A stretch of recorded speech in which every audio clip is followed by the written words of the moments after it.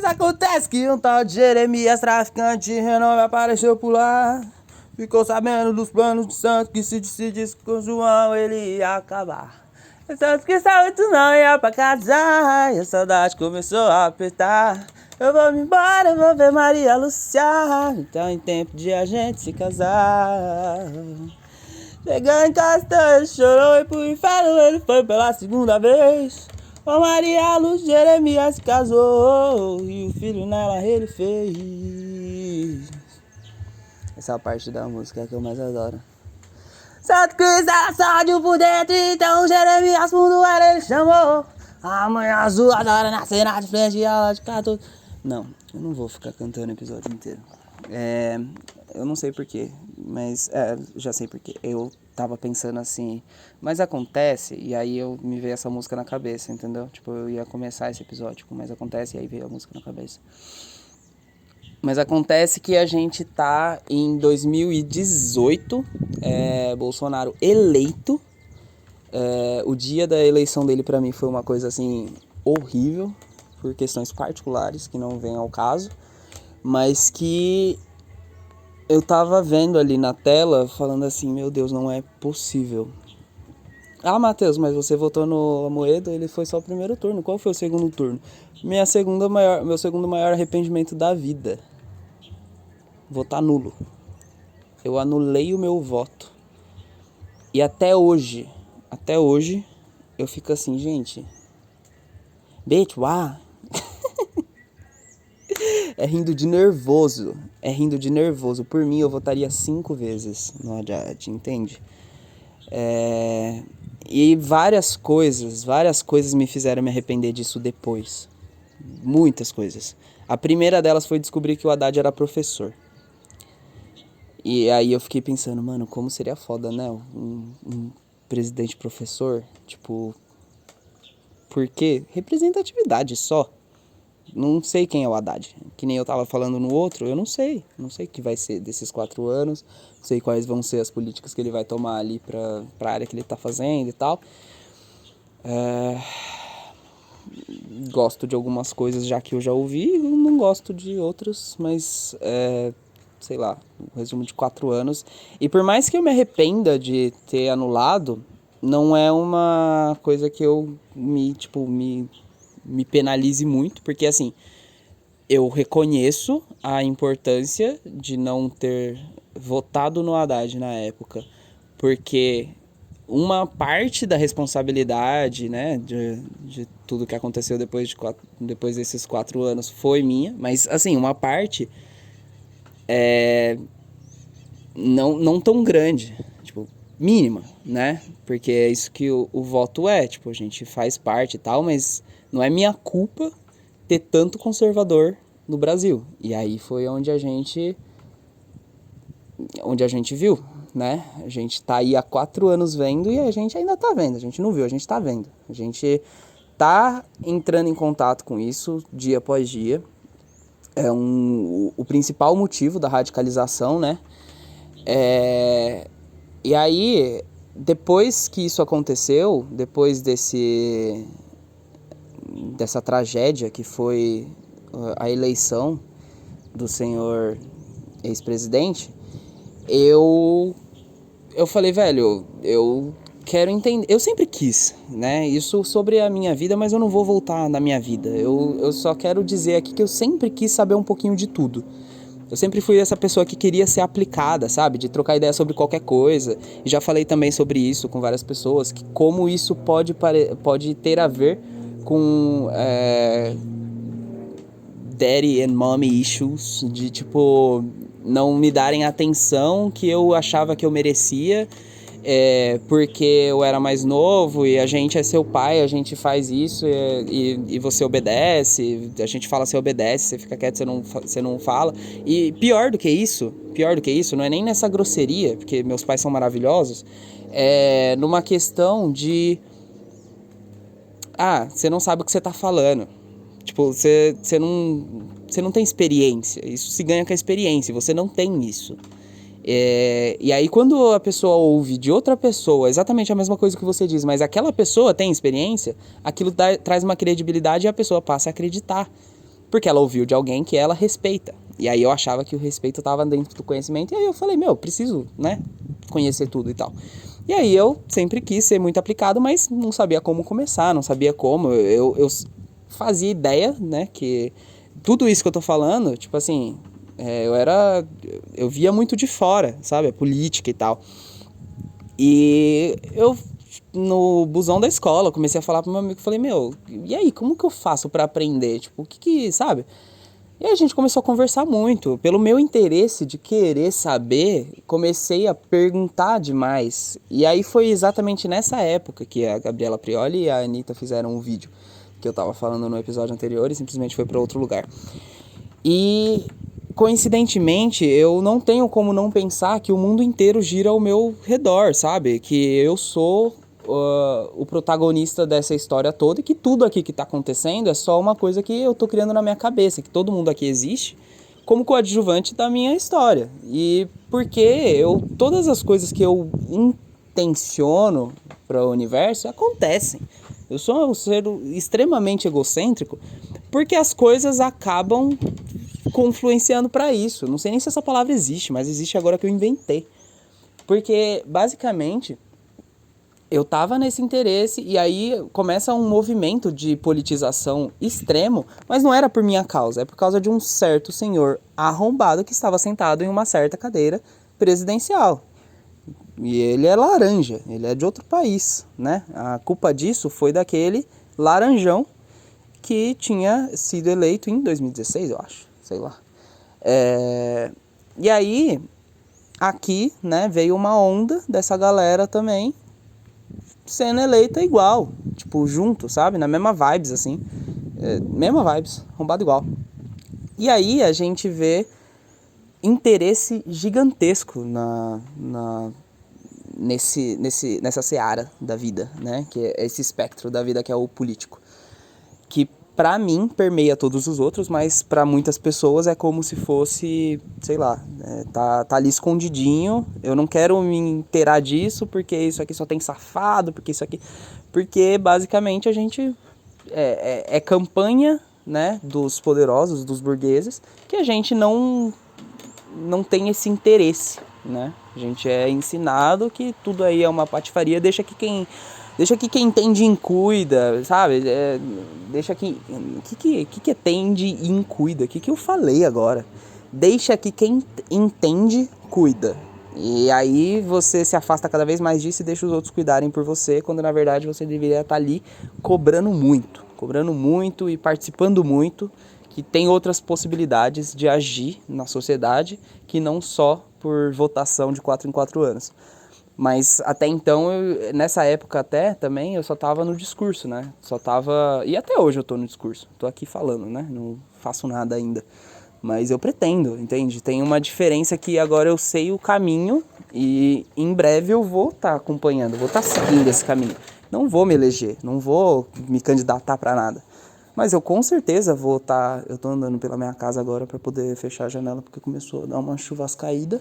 E de repente pode ser que molhe minha cama. Eu não quero isso pra minha vida, né? Dormir no molhado. O ponto é que, eventualmente, eu vá, sei lá, me juntar a algum partido, alguma coisa, ou participar de alguma associação ou ONG que eu concorde ou que eu consiga fazer, de certa forma, alguma diferença.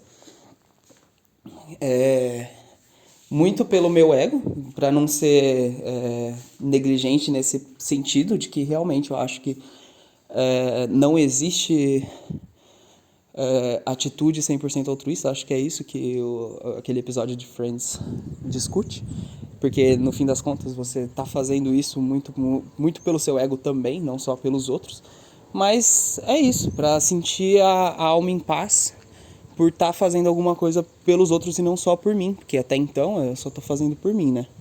E é isso. A questão é que por muito tempo eu ouvi muitas pessoas da minha família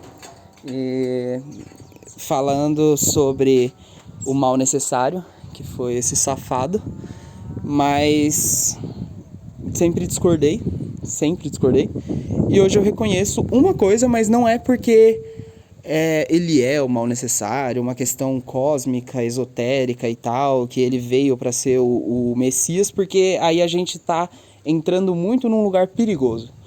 Mas simplesmente porque eu consigo olhar para isso e tomar uma interpretação disso. Não é que ele foi isso, não é que ele gerou discussão política porque ele intencionalmente fez isso porque era a intenção dele. Porque nesse caminho ele matou 750 mil pessoas, fora os Yanomami. Isso aí a gente tá falando só de Covid, aí tem essa conta, mais os Yanomami, mais toda a galera que a milícia ali faz parte, né? E aí eu não vou nem entrar nesse mérito, porque pode ser que eu esteja falando alguma coisa que eu não consiga tancar. Então, basicamente, eu não sei nem de quem que eu tô falando. Mas, a questão é que... Agora eu tô na cozinha, olha só. Aqui, eu não sei como que fica esse acústico aqui. O ponto é que, se a gente olha para esse cara como ele foi quem fez a discussão política emergir, a gente está dando assim um aval para o caminho que ele tomou foi justo, tipo, valeu a pena? Não, muita gente morreu. Tipo, isso é a lição que a gente pode ter tirado boa, pode ter visto uma coisa boa em várias merdas que surgiram nesse tempo. Mas é porque a gente é otimista. Quem olha desse jeito? Porque, né, a gente pode olhar pelo lado realista e entender que não teve nada de bom que aconteceu. Porque, basicamente, tinham outras formas de se gerar essa discussão política e o interesse pela política, que não dessa forma, né? E aí é onde entra a opinião de vários comunas atual, que o PT podia estar politizando as pessoas e não criando eleitores, criando pessoas ativamente políticas, né? E não só pessoas para votar no PT, tipo, criando de fato uma base ali entre os trabalhadores, pessoas que questionam mesmo o sistema, vim muito forte com essa questão militante e não necessariamente eleitor do PT especificamente. Então, tem muito essa crítica que acontece hoje, né? Mas aí a gente está falando lá daquela época. E o que aconteceu foi que eu ouvindo esses tipos de discussões de ele é o mal necessário, eu ficava assim, velho, mas não é possível, sabe? Não dá para acreditar que isso aqui é o que a gente tem. Não dá para acreditar que isso aqui é a representatividade maior da maioria da população. E era. A gente entrou em contato com uma galera que é desse jeito. E a gente conhece familiar assim.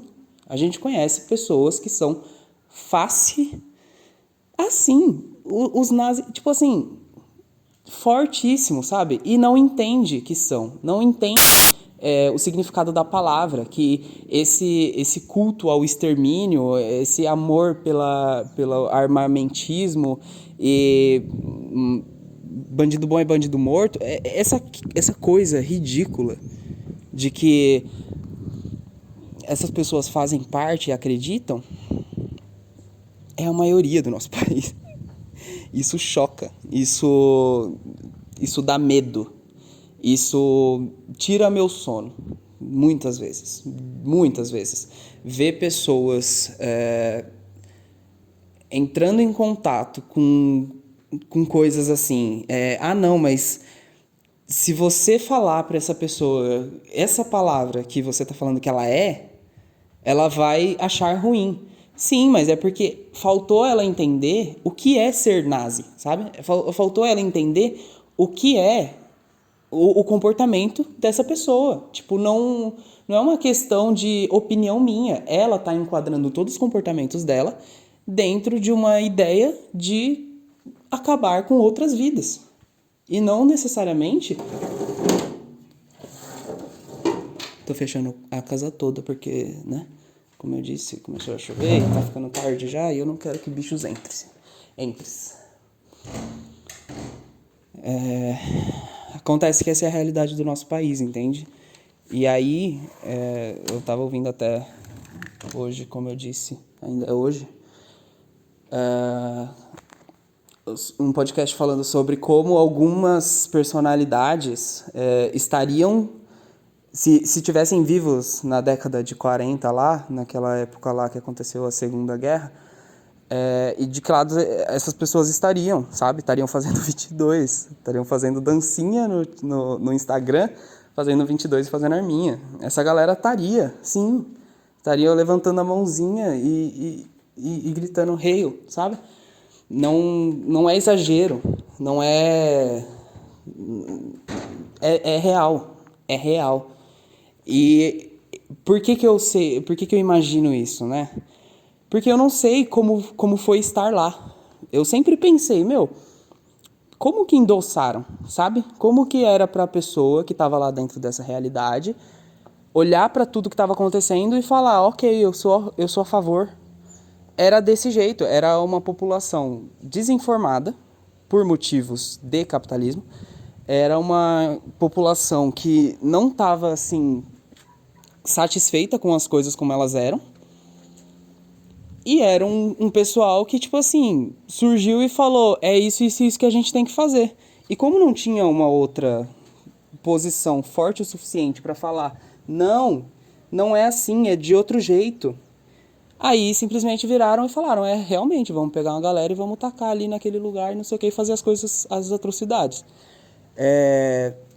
E basicamente a gente, né, sei lá, eu não acho real ainda que seja a maioria que seja bom no país. Eu ainda sou um pouquinho pessimista e acho que a grandíssima maioria ainda é um pessoalzinho que é ruim, mas que não interfere muito, sabe? É o pessoal que fala assim, não vou votar, mas tipo assim, tem os que não vai votar, mas que é de boa e fala assim, não, a gente precisa tirar esses povo aí e vamos acabar com isso antes que cresça. E tem os outros que é tipo assim, não vou votar, mas por mim, do jeito que tava legal, sabe? Esse pessoal tá simplesmente vendo tudo acontecer e falar assim, parça, é sério que não te incomoda? Tipo, 700 mil pessoas, eu não sei quanto que tá o número do Covid, mas eu sei que é muito, sabe? É muito, uma vida seria muito. Por negligência, uma vida é muito. Mas são, tipo, mais de 600 mil. E não poderia, a gente tinha que estar, né, extremamente estressado. E foi assim que eu comecei a ir muito atrás, na época da pandemia, né, todo mundo em casa. Então eu soltei aqui uma fake news, que o vídeo da Gabriela Prioli, na verdade, não foi 2018, foi 2020. Porque eu lembro que foi videochamada, e videochamada tava, né, no auge na época da pandemia, que foi uma live. E basicamente eu comecei a me inteirar muito, falando, velho, como pode? Como pode?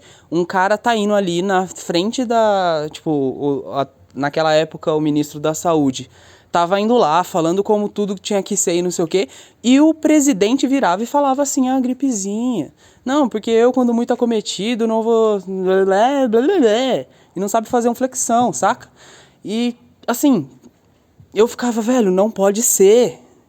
Não pode ser, o que eu tô vendo? Qual que é a realidade, sabe? A realidade começou a minha vida começou a entrar em colapso, porque eu falei, velho, como que eu tô olhando pra uma coisa e esse cara tá olhando pra outra? E tem um monte de gente que tá junto com esse cara.